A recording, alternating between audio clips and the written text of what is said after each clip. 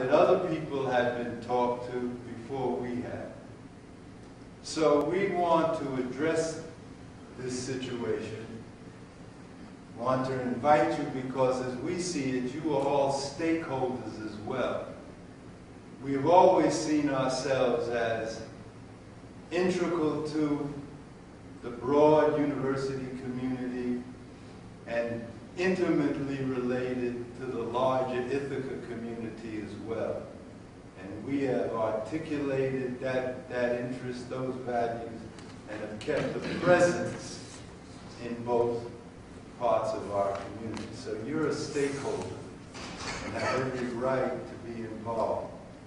I'm going to ask Professor Harris, whom I want to say to you before I do that. We have unanimously, as a faculty, requested of him to remain in the position as director of the Africana Studies and Research Center.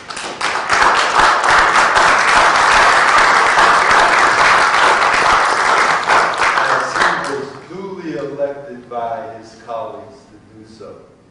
And that ought to be our decision, and we are certain. We respect his principal position when he had to say, I can't be a part of this. I can't go along. And he'll speak in his own words. Administer over any kind of thing that would lead to the demise or the undermining of the Africana Center. So he has responded to our request because we need to have stability during this time. This is a period to serve the students' interests. They are finishing or entering into exams. Some are graduating. Others are preparing to move on for the next lesson. It's not a point for us to be in a state of flux. I wonder, Bob, well, I'm going to let you decide.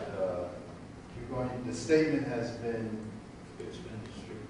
Well, why don't we maybe ask the students to make theirs and then you finally want to cap up, or we want to do it? Okay, well, we want to each make some brief remarks here. Absolutely. All right, and then we can ask the students to make their statement. And is there an undergraduate representative here? We had asked, oh, Chair, would you want to come up and join us, please? Well, I want to thank the members of the faculty as well as our students and friends of the Africana Center for their vote of confidence. I came to the Africana Center 35 years ago.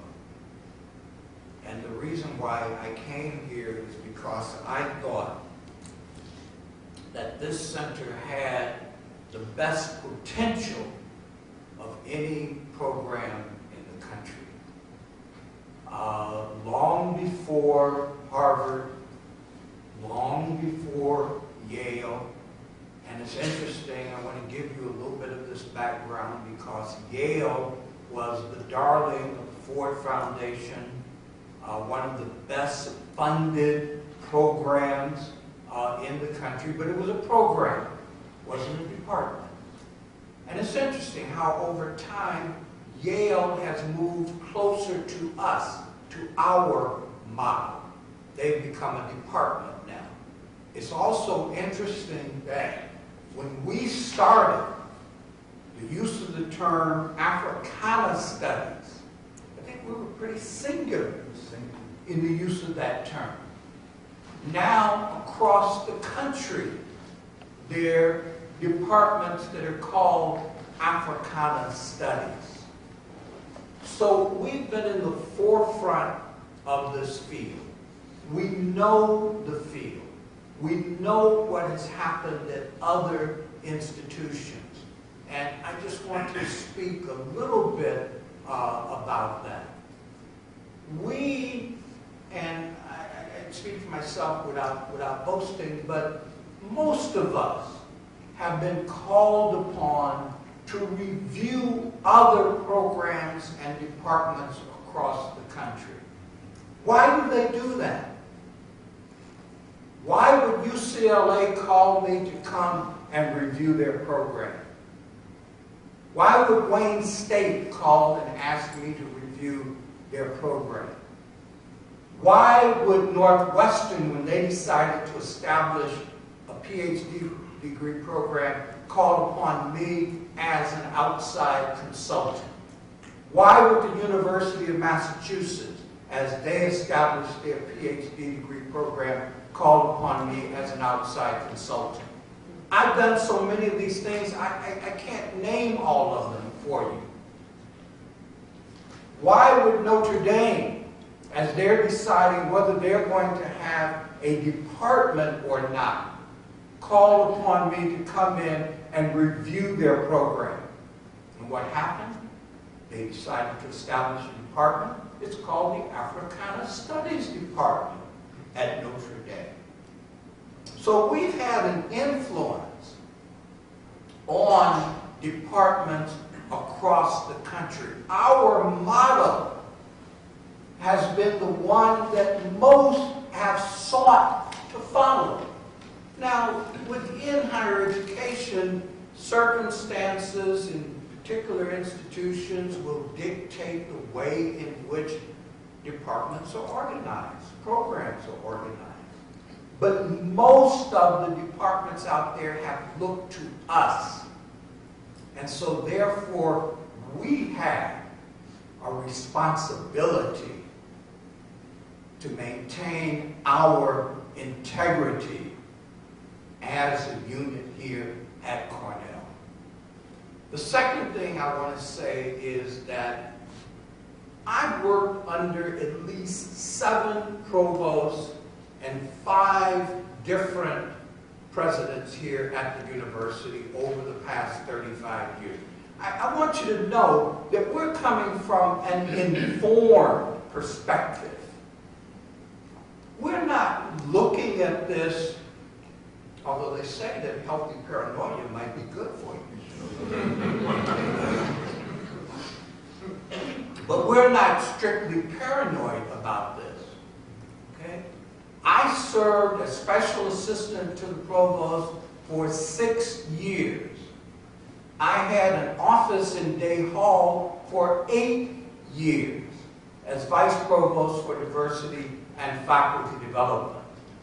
I think I know this institution about as well as anyone, and let me say, I have not seen anything take place like this has taken place. I have not seen any faculty across the university disrespected in the way that we were. It hurts me. I'm sorry. It's all right. That's all right. It's all right. Take your time. Take your time. I thought it was part of this institution. But like Du Bois said, he was in Harvard, but he wasn't of Harvard. I'm in Cornell, but apparently I'm not of Cornell, despite my 35 years and what I feel are the contributions that I've made to this institution. What is the lesson for you? What's the lesson for other students? What's the lesson for other faculty? You know, are we supposed not to care about, I mean, that's what hurts me. I care about this institution. I've had 3 daughters to graduate from this institution. I've been proud of this institution. I've defended Cornell at times when maybe that wasn't the best thing for me to do. But I did that. And I'm just severely disappointed in the way that this is taking place. I mean, we asked the provost, give us a couple of days. Let us digest what you've said to us. Let us think about it. We didn't immediately reject what he said out of hand, although, given that he brought this to us as an edict, I mean, that was a concern that we had. But we think that we're rational individuals. willing to talk. We're willing to discuss. We don't oppose change just for the sake of opposing change. But accord us the kind of dignity and respect that you would want for yourself. And when you betray a trust